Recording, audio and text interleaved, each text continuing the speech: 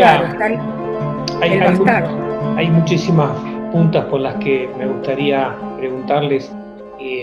Mencionabas a La Torre y Mitre. ¿Fueron Sí, cómplices en alguna manera en lo que le pasó a Clara? sí, sí, porque el marido de Clara era senador de la República Argentina.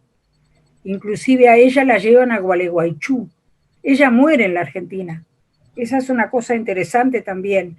Cuando mucha gente nos preguntaba, ¿pero dónde muere? Porque ella, después de sacarla ella la encierra, le construyen lo que es la parte de arriba del Museo Blanes, que es como una torre, como un altillo, y ahí, con las ayudas de los políticos de la época, de su marido, de los yernos, y de las hijas, la declaran incapaz y la encierran en ese altillo, en esa torre donde está 10 años.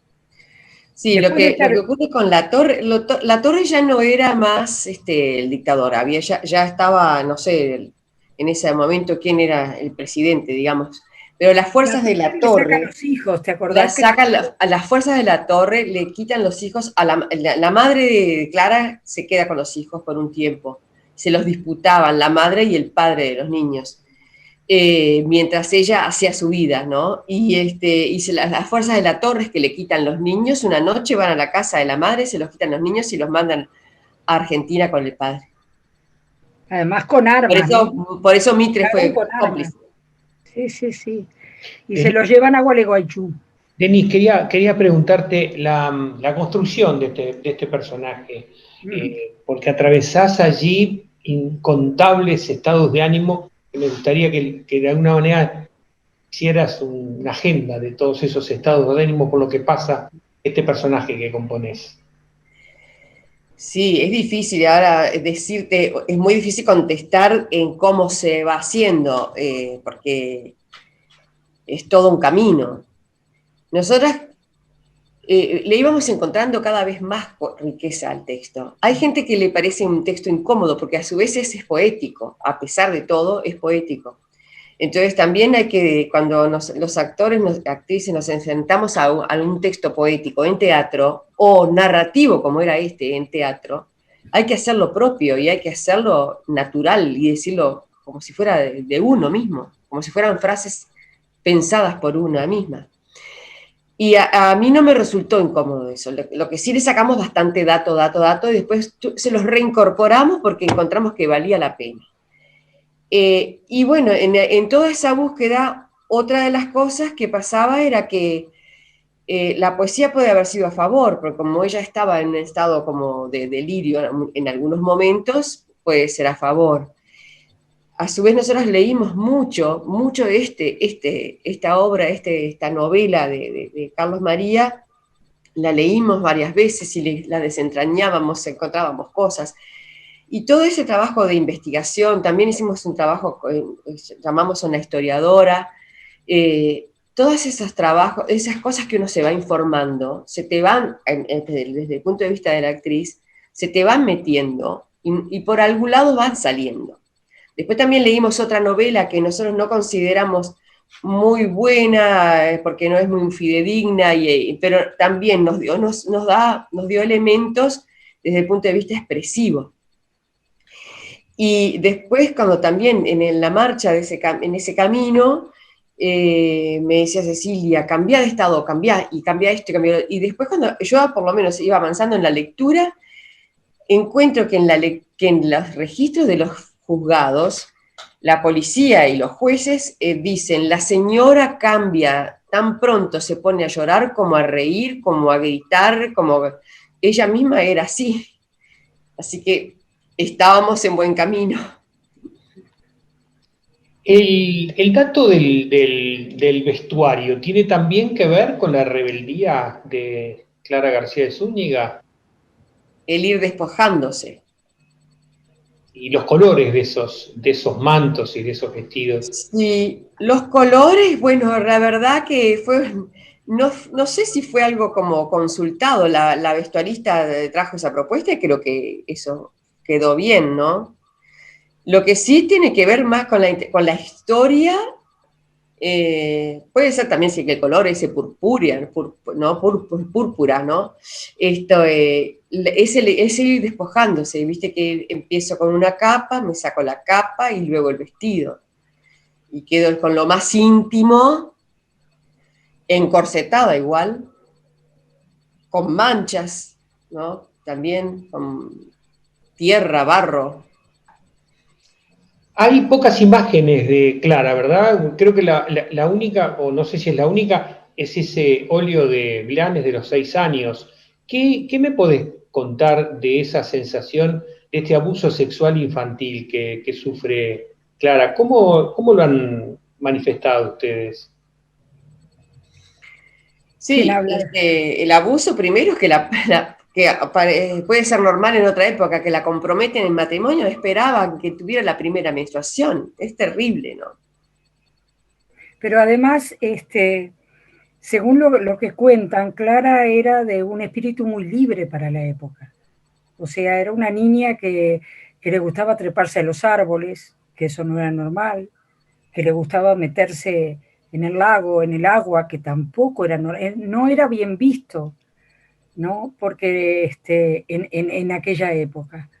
Entonces, por eso hay un parlamento que ella recuerda, cuando recuerda al padre, que le dice que es varonil, que ella es varonil. Y el tema sobre casarla cuando le viene la primera menstruación, que es a los 14 años, se acostumbraba a eso, pero no deja de ser una violación. Eh, y además pensando también, siempre con la analogía hacia el presente y hacia lo contemporáneo, pensando cuántas culturas hay aún que casan a las niñas a esa edad. Es como que les quitan la niñez, la juventud. Y enseguida, además, ella vivió una violencia muy grande viviendo en Gualeguaychú, ¿no? En su matrimonio había, sí, Sí. abuso, violencia, sometimiento. Entonces, claro, cuando decide escapar, ese es otro rasgo que en la época no se daba, la mujer aguantaba. Y ella decide tomar a los 3 hijos y venirse nuevamente para Montevideo. El tema que cuando vuelve a Montevideo, es cuando de fiebre amarilla muere la madre primero y el padre, ¿no? No me Los acuerdo. hermanos primero de fiebre Los amarilla, hermanos y después ellos, sí. después el padre y finalmente la madre. Claro, y cuando queda sola es cuando ella empieza a hacer una vida transgresora para la época. O sea, tiene varios amantes, tiene otros hijos, y la sociedad no se lo perdonó. Evidentemente no se lo perdonó. Y se Es conoce interesante. esta historia porque era una familia de gran poderío económico. Eh, Se Me hizo una interesó mucho, investigación para ver Denise. cuánta gente le internaron en el Vilar de Bo, cuántas mujeres fueron internadas, declaradas incapaz por los propios maridos, ¿no?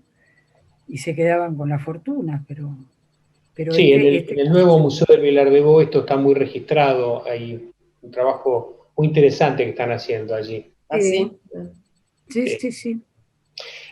Miriam, te quería preguntar en la producción de la obra, ¿han tenido un interés importante, ¿no? Y han generado algún tipo de foro también para discutir todos los temas que esta obra despliega. Sí, es verdad, sí. Digo, trabajar con alumnos de secundaria, que es donde, o sea, con la población que se está trabajando con la obra, y es súper enriquecedor y realmente, por lo menos a mí a título personal, cuando los profesores empezaron a tener un interés por la obra para los estudiantes, me llamó un poco la atención porque no sabía si realmente por dónde encararlo como para venderlo a los liceos o ofrecerlo, ¿no? Pero realmente fue una aprobación así rotunda que hubo por parte de los profesores a tal punto de que muchas veces hacíamos funciones de mañana y de tarde, tomábamos un día a la semana y allí reuníamos a los grupos y hacíamos 2 funciones al día, uno para turnos en la mañana y otro para los turnos de la tarde. Y la verdad que después como se hacía un intercambio de opiniones con los alumnos, era muy lindo. La verdad que los gurises miran como es el teatro de una forma totalmente diferente. Ven cosas que a veces, no sé, yo sentía que yo como persona mayor no la veía. ¿Me podés dar Entonces, algún ejemplo? y bueno, por ejemplo, cuando hablaban de la violencia de género, habían unos varones que, por ejemplo, se sentían avergonzados cuando hablaban del tema del aborto, cómo ellos lo encaraban.